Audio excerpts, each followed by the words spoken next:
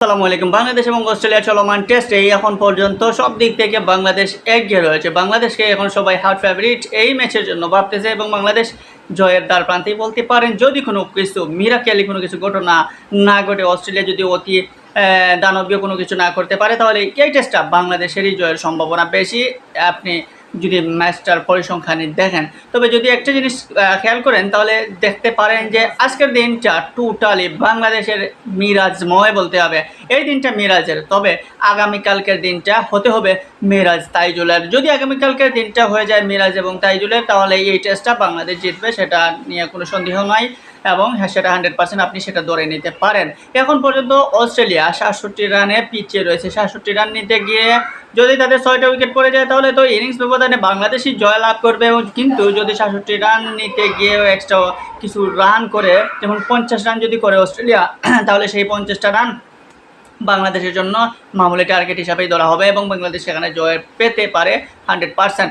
এখন দেখা যায় কি অস্ট্রেলিয়ার বাকি যে ব্যাটসম্যানরা রয়েছে তারা কেমন কী করেন। আজকে ক্যামেরন গ্রিন এবং অ্যালেক্স ক্যারি এই দুইজন ব্যাটসম্যান রয়েছেন ব্যাটিংয়ে। এই দুইজন যদি পড়ে যান কালকে সকালে টাইমেই, তাহলে কিন্তু ম্যাচের মোড় ঘুরে যাবে। তখন কিন্তু অটোমেটিকলি বাংলাদেশের হাতে চলে আসতেছে ম্যাচ। আজকের দিনটা যদি দেখেন, তাহলে আজকের দিনে শুরুতেই বাংলাদেশের ব্যাটিং যদি দেখেন, তাহলে হাসান মাহমুদের সাথে মেহেদী হাসান মিরাজের দারুণ ব্যাটিং। মেহেদী হাসান মিরাজ 50 করতে পারলেও হাসান মাহমুদ ছিলেন ধৈর্যশীল। 92টা বল খেলেছেন হাসান মাহমুদ। 92 বল খেলার পর তিনি আউট হন হ্যাজেলউডের বলে। তারপর যখন তাইজুল আসলেন, তাইজুলও দেখবেন আপনি 30+ বল খেলেছেন।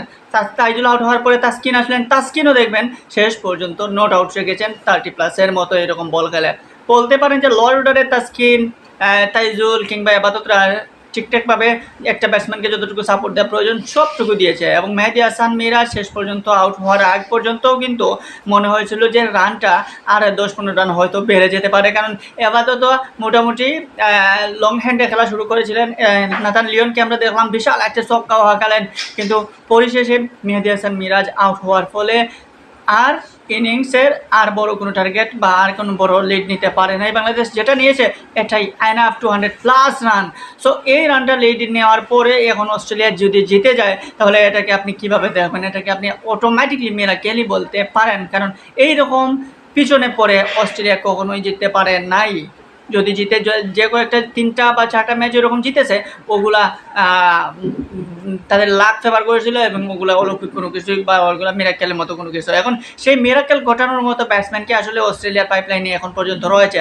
স্টিভ স্মিথকে নিয়ে সন্দেহ হয়েছিল যে স্টিভ স্মিথ যদি টিকে যান তাহলে কিন্তু খেলার মোড় ঘুরিয়ে দিতে পারেন, কিন্তু সেই স্টিভ স্মিথকে 44 রানে আউট করে প্যাভিলিয়নে ফেরত পাঠান মেহেদী হাসান মিরাজ। তো মেহেদী হাসান মিরাজের যেমন ব্যাটিংয়ে বাংলাদেশকে ভালো একটা লিড এনে দিয়েছিলেন, ঠিক তেমনি এমন টাইমে একটা ব্যাক থ্রো এনে দিয়েছেন, এমন টাইমে একটা উইকেট নিয়েছেন যে ইম্পর্টেন্ট উইকেট চাই স্টিভ স্মিথের মতো গুরুত্বপূর্ণ একটা উইকেট নেওয়ার ফলে মোটামুটি অস্ট্রেলিয়ার মেরুদণ্ড এখানেই ভাঙা হয়ে গেছে। কালকে যে কাজটা, এই কাজটা অত্যন্ত কঠিন। চতুর্থ দিনে আমরা আজকে থেকেই দেখলাম যে পিচে বল ডাউন হচ্ছে এবং পিচে হয়তো কালকে সকাল থেকে স্পিন কাজ করতে পারে। সো সেই স্পিন যদি কাজ করে, সেখানে মেহেদী হাসান মিরাজ এবং তাইজুলকে ট্রাম্প কার্ড হিসাবে ধরতে পারেন নাজমুল হোসেন শান্ত। সো এই চতুর্থ দিনটা বাংলাদেশকে জয় এনে দিতে এবং বাংলাদেশের করে দিতে তাইজুল মিরাজের বিকল্প চতুর্থ দিনে আর কিছুই নাই। এখন মূল কাজটা তাইজুল মিরাজকে করতে হবে। যদি তাইজুল মিরাজ চতুর্থ দিনের সঠিক কাজটা করতে পারেন, তাহলে এই টেস্টটা বাংলাদেশ জয়লাভ করবে বলে আশাবাদী আমরা সবাই।